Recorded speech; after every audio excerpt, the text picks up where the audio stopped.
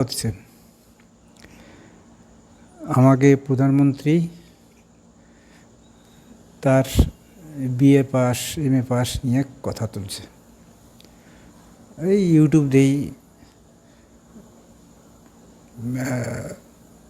কী বলে, খবরে বেশি কয় না, ইউটিউবে কয়, কাগজে নেহে।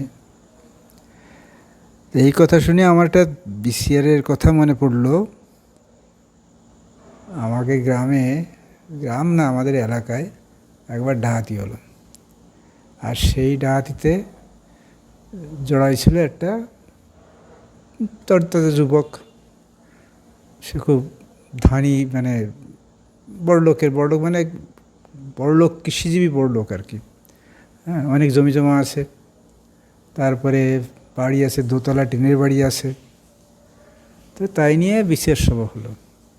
বিশেষ সভা হলে বিশেষ সভা যে মানে মুখ্য মানুষটা ছিল আর কি, মানে প্রধান সভাপতি, আর তার হচ্ছে সম্পর্কে ভাইপো হয়, এক বাড়ি। সে বিচারে আমি ছিলাম। একদম কোনো টু শব্দ হয় না, কেউ কোনো কথা বলে না। যে সিদ্ধান্তটা হলো যে ওই চামড়াটার বাড়ি পোড়াই দিতে হবে। পাপের টাকা ঢুকেছে ঘরে, পাপের টাকা যে ঘরে ঢুকেছে সে ঘরে আর রাখা যাবে না। গ্রামের মধ্যে সেই ঘর আর রাখা যাবে না, পোড়াই দিতে হবে। যেদিন পোড়ায় সেদিন আমি ছিলাম, আমাদের গ্রামে নয়, অন্য গ্রামে। সেদিন দেখেছি দূরের থেকে আশেপাশের ঘরগুলো সরিয়ে দিয়ে সেই বড় বাড়ি, টিনের বাড়ি, বড় বড় থাম, সুন্দরী কাঠের থাম, সেগুলো সব পোড়াই দিল। আসলে বিচার যারা করে তারা অন্য কিছু দেখে না, তারা ন্যায় অন্যায়টা দেখে। তা কালকে দিল্লিতে হাইকোর্টে একটা রায় বেরোয়েছে। তাতে যারা বলেছিল নরেন্দ্র মোদী আমাদের প্রধানমন্ত্রী, তার এই বিএ পাস এমএ পাস করেছে কিনা সেটা জানাবার জন্যে কোর্টের দ্বারস্থ হয়েছিল। কোর্ট কয়ে দিয়েছে বলা যাবে না, ব্যক্তিগত ব্যাপার, ওগুলো বলা যাবে না। অর্থাৎ বিচার এনে সঠিক মূল্য পাচ্ছে না, সেটাই সবার মনে হয়েছে। সেই নিরপেক্ষ বিচার নাই। কিন্তু হয়েছেটা কি, দেশ যে চালায় সে তো নেহাপড়ি না জানলেও হয়। কথা কওয়া আছে যে তাকে বিএ পাস করতে হবে, এমএ পাস করতে হবে, সত্যি কথা কলেই হয়ে যায় না। আমি বলছি না তিনি মিথ্যা কথা কইছেন। 14 সালে তিনি ভোটে যখন দাঁড়ালেন, যখন প্রধানমন্ত্রী যে ফর্ম ফিল আপ করতে হয়, সেই ফর্ম ফিল আপ করতে গেলেন, তখন লিখলেন আমি এমএ পাস। বিএ পাস করেছে দিল্লি থেকে, এমএ পাস করেছে গুজরাট থেকে। দিল্লি থেকে যে বিষয়ে তিনি পাস করছেন, এন্টায়ার পলিটিক্যাল সায়েন্স, সেই বিষয় বলে কোনো বিষয় নিয়ে কোনো বিশ্ববিদ্যালয়ে পড়া হয় না।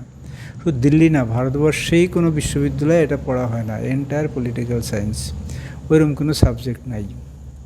তার যে ছাড়িয়ে মানে তিনি যে ব্যাচে পাশ করেছেন সেই ব্যাচের সবার নাম ধাম দিতে বলছে, তা দিতে পারে না। 1978 সালে পাশ করেছে। তারপরে তার সার্টিফিকেট সেটা দেওয়া যাবে না, কিছুই দেওয়া যাবে না। অর্থাৎ দেশের মানুষের কাছে খুব অন্ধকারে।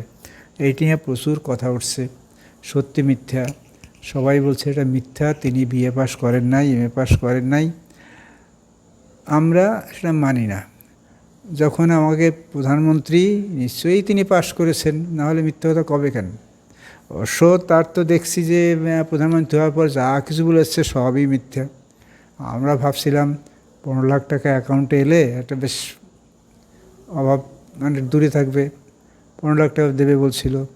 তারপরে ওই যে নোট নষ্ট করে দিল, বাতিল করে দিল। সেই সময় কত কিছু বলছিল, কালাধন ফিরে আনবে, কাশ্মীরে কোনো সমস্যা থাকবে না।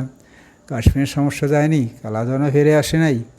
অর্থাৎ উনি যা বলেছেন তার কিছুই হয় নাই। লোকে বলে, সংবাদে বলে, এসব কয় হয় নাই। আমরা তো কি বলবো, আনপড় পাবলিক, অত কিছু কি বুঝি। কিন্তু সংবাদটা এই যে প্রধানমন্ত্রী নিজের পাশ করার ব্যাপারে পরিষ্কার কথা বলছে না, বলতে দিচ্ছে না, বিচারপতিও বলছে না, কেউ সেখানে আগ বাড়িয়ে কিছু বলছে না। তা বিচারপতি যদি না কয়, তারাই তো আমাদের সর্বেসর্বা, তাদের কথা আমরা মানি, ভালো বলুক মন্দ বলুক তাদের কথা আমরা মেনে চলি। তা তারা যদি না কয় তাহলে আমাকে কি হবে? আমাকে চেঁচাতে হবে। আইনকে আমরা বুড়ো আঙ্গুল দেখাতে পারবো না, আমলারা পারবে না, রাজনীতিকরা পারবে না, কিন্তু আমরা সাধারণ পাবলিক তো চেঁচাতে পারি, এটা ঠিক হচ্ছে না, ঠিক হচ্ছে না, এটা ঠিক হওয়ার জন্য দরকার আছে। যদি আমরা চেঁচাই তাহলে ঠিক বিচার আসবে। মোদি দেখাবে, আমরা দেখব। তিনি বুক ফুলিয়ে বলছেন যে আমি সত্যি বিএ পাস, সত্যি এমএ পাস। মানুষ আজকে ভাবছে উনি কি মিথ্যা কথা কন।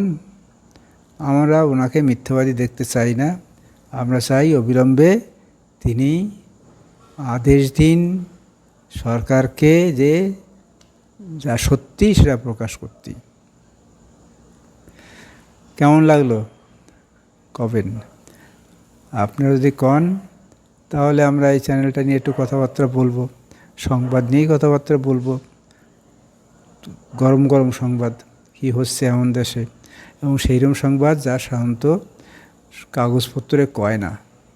যে সংবাদ কাগজপত্র কয় না, কাগজপত্র নানা রকম মানুষই নানা রকম কয়, তো সংবাদদাতারা নাকি আবার তাদের নাকি টিকি না কেউ কারো কাছে বান্দা আছে। তা সে বান্দা টিকি থাকলে অনেক খবর আমরা জানতে পারবো না। আমরা এটি নিয়ে কথা কব এখানে। ভালো থাকবেন।